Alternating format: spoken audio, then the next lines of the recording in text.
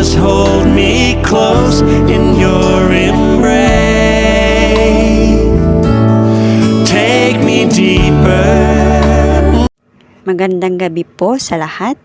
Bago ang lahat ay nais ko munang pasalamatan ng Panginoon sa pagkakataon na binigay niya to share His Word. Salamat din sa biyaya ng buhay, sa lahat ng pagpapala at sa kalakasan na pinagkakaloob niya sa araw-araw. So nandito na po tayo sa Colossians chapter 2. 23 verses po lahat ang ito, pero 2 verse lang po yung kinuha ko na i-share ko as our devotion sa gabing ito.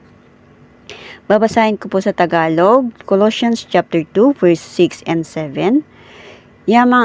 Yamang tinanggap na ninyo si Kristo Jesus bilang Panginoon.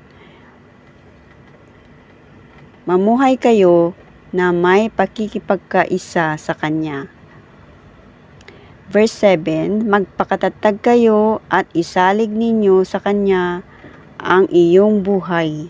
Magpakatibay kayo sa pananampalataya, sa pananampalatayang itinuro sa inyo, at lagi kayong magpasalamat sa Diyos.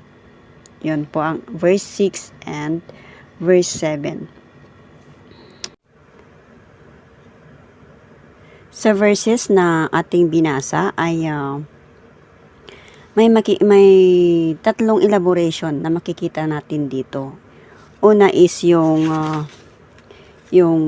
dito sa verse 6, yung sabi dito, yamang tinanggap na ninyo si Kristo Jesus bilang Panginoon. Ang linyang ito ay nag-uugnay kung paano unang tinanggap ng mga mananampalataya si Kristo, no? So paano nga ba, no? Ang sabi dito is sa pamamagitan ng pananampalataya.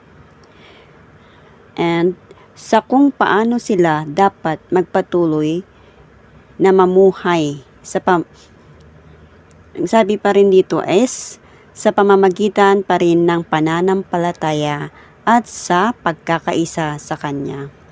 Hindi lamang isang beses na kaganapan, ngunit tuloy-tuloy na proseso ng pamumuhay na naayon kay Kristo. So sabi doon, hindi lamang isang beses na kaganapan, ngunit tuloy-tuloy na proseso ng pamumuhay na naayon kay Kristo. So ibig sabihin tayo ay patuloy sa ating pananampalataya kay Hesukristo. Patuloy na makiisa, no? Anuman ang ating pagdadaanan sa ating buhay ay patuloy lamang tayo na lumakad kay Hesukristo.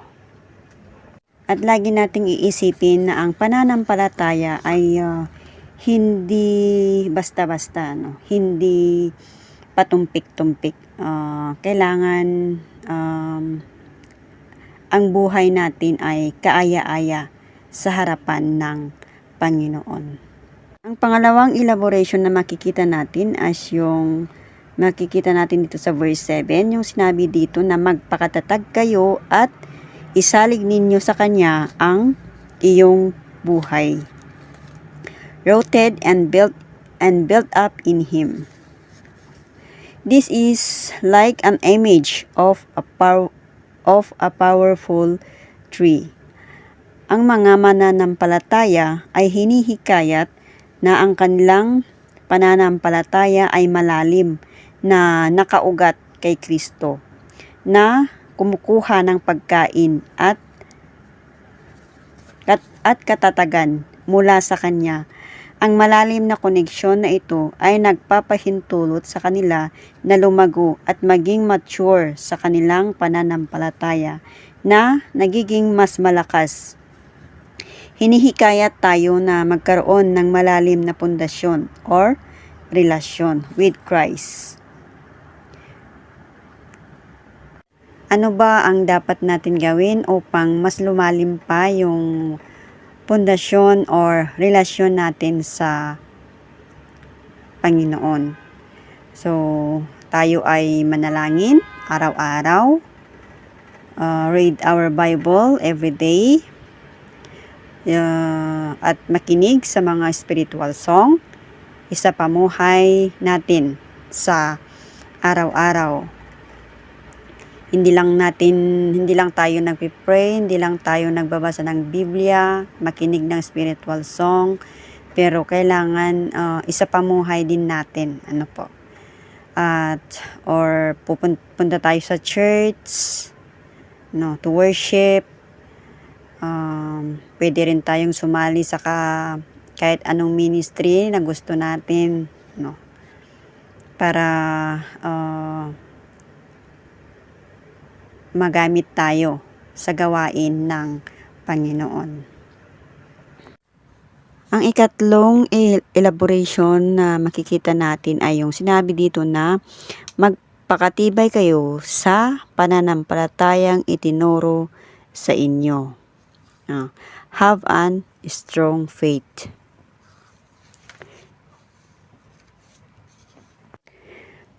Which is ito yung concern ni Pablo, dito sa mga taga-Colossians, na nagpahayag ng matinding pagmamalasakit sa mga mananampalataya sa Colossians, sa mga taga-Colossians. Takot siya na sila ay maligaw ng mga maling aral o mapanlinlang na katuruan, lalo na ngayon. Ang dami ng mga bumubuo ng kanilang mga sariling pagtitipon, di po ba? At ang mensahe ni Pablo ay sa mga mananampalataya ay mayroong lahat ng kailangan nila kay Kristo na siyang kapunuan ng pagka-Diyos sa katawan.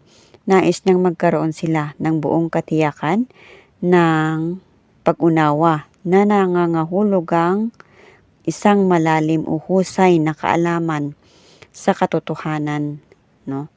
Hinihikayat silang manatiling nakaugat kay Kristo, tumayong matatag laban sa mga maling turo at mapanlinlang na mga argumento. So ito po yung pangatlong elaboration na makikita natin. Kaya mag-ingat po tayo at maging matatag sa ating pananampalataya. So hanggang dito na lang po ang aking maikling devotion sa gabing ito, at maraming salamat sa Panginoon sa kanyang mga salita bilang paalala sa atin sa gabing ito. At maraming salamat po sa pakikinig, at ibinabalik ko na po sa ating presider, at hindi ko po alam kung meron pa kayong maidagdag. At good night po sa lahat. Mama, hug. Good night, sweet dreams, and God bless us all.